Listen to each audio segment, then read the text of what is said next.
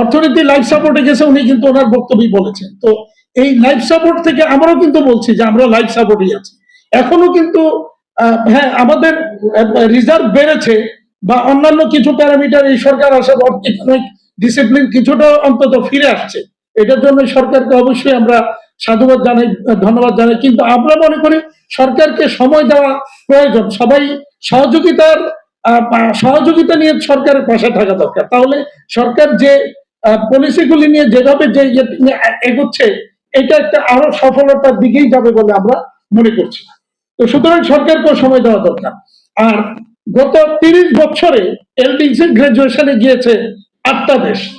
8টা দেশের নাম বলি আমি, আপনারা বোতসোয়ানা, তারপরে ক্যাবো ভার্ডে, নাম শুনি নেই না কোনোদিন, নতুন শুনছি আমি, মালদ্বীপ, সামোয়া আইল্যান্ড, ছোট্ট একটা দ্বীপ, এবং ম্যাক্সিমাম গুলি কিন্তু ছোট ছোট দ্বীপ, তারপরে ইকুয়েটোরিয়াল গিনি, ভানুয়াতু, ভুটান, তারপরে ওটি কি সাউথমে এন্ড প্রিন্সিপে, কি এরকম একটা নাম। তো যাই হোক, তো এই যে নামগুলি, এই নামগুলি এলডিসি গ্রাজুয়েশনে গত 30 বছরে পার হয়েছে। তো তাদের কি বাংলাদেশের যে রপ্তানি আর ওদের কি রপ্তানি, এইটাই যদি আমরা বিচারে নেই, তো তাদের হারাবার কিছু নেই। আমাদের হারাবার একটা বড় অঙ্কের রপ্তানির ফিগার কিন্তু আমাদের আছে। তো আমাদের কিন্তু হারাবার আছে, যার কারণে আমরা আসলে শঙ্কিত। আবার ইউরোপিয়ান ইউনিয়নের দেখেন এলডিসি গ্রাজুয়েশনে গেলে পরে উপদেষ্টা মহোদয় বললেন যে জিএসপি ফ্যাসিলিটি, আমরা জিএসপি প্লাস ফ্যাসিলিটি যেটা আমাদের পাওয়ার কথা, ইউরোপিয়ান ইউনিয়নের বর্তমান যে ল, সেই লতে কিন্তু আমরা ওইটাতে ডিসকোয়ালিফাই হয়ে আসছে। যদি ইউরোপিয়ান ইউনিয়নের ল যদি পরিবর্তন না করে জিএসপি প্লাসের, তাহলে কিন্তু আমরা সেখানে জিএসপি প্লাসও কিন্তু যদি গ্রাজুয়েট হয়ে যায় তাহলে সেটা কিন্তু হারাবো। কারণ হচ্ছে তাদের টোটাল ইনকামের 6% বেশি যদি কোনো দেশ রপ্তানি করে, তাহলে সে ওই দেশ এটার এই ফেসিলিটি পাবে না। এখন ইউরোপিয়ান ইউনিয়ন কি শুধু বাংলাদেশের জন্য তাদের এই আইনটাকে পরিবর্তন করবে?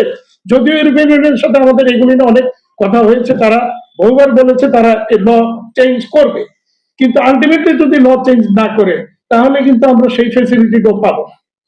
তো এই সবকিছু বিবেচনা করে আপনি যদি দেখেন 2018-19 সাল বা কোভিড এর পূর্বে বাংলাদেশের রপ্তানির পজিশন যেটা ছিল, কোভিড এবং কোভিড উত্তর রাশিয়া ইউক্রেন যুদ্ধ সহ এই বর্তমান প্রেক্ষাপটে কিন্তু সেই পজিশন নেই।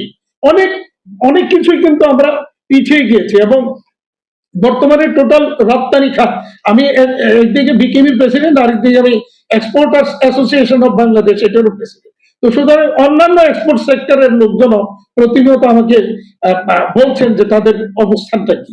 আমরা পরিষ্কার বলেছি আমরা কিন্তু ভালো নেই। ওই যে উনি বলেছেন যে আইসিইউতে, হ্যাঁ আইসিইউ থেকে কিছু কিছু জায়গায় হয়তো আইসিইউতে লাইফ সাপোর্ট থেকে আইসিইউতে আসছে, কিন্তু আবার কিছু কিছু জায়গায় আমরা কেউ লাইফ সাপোর্টে কেউ আইসিইউতে এখনো রয়ে গেছি। এই কারণেই মূলত আমরা 3-6 বছর, অর্থাৎ 3 বছর যেটা আমাদের ইয়ে তো আছে, মানে আমরা টাইম পাবো, আর 3 বছর যদি পিছিয়ে দেই তাহলে পরবর্তী 3 বছর মিলে মোট 6 বছরের একটা ব্রেডিং পিরিয়ড আমরা চাইছি।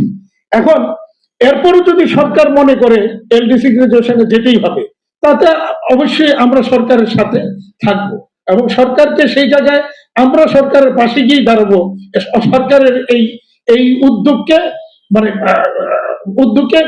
মানে এগিয়ে নিয়ে যাওয়ার জন্য। কিন্তু সরকারের সেই ক্ষেত্রে উচিত ছিল যে এখনো পর্যন্ত সরকার যেটা আমাদের সাথে করেনি, যে এলডিসি গ্রাজুয়েশনে যেতে হলে গেলে পরে কি সমস্যা আমরা ফেস করব, কিভাবে সেগুলিকে সমাধান করা যায়, কি কি পরিকল্পনা নেওয়া যায়, কি কি রুটম্যাপ তৈরি করা যায়, এইগুলি নিয়ে কিন্তু সরকার আমাদের সাথে এখনো পর্যন্ত আলোচনা করেননি বা বসেননি।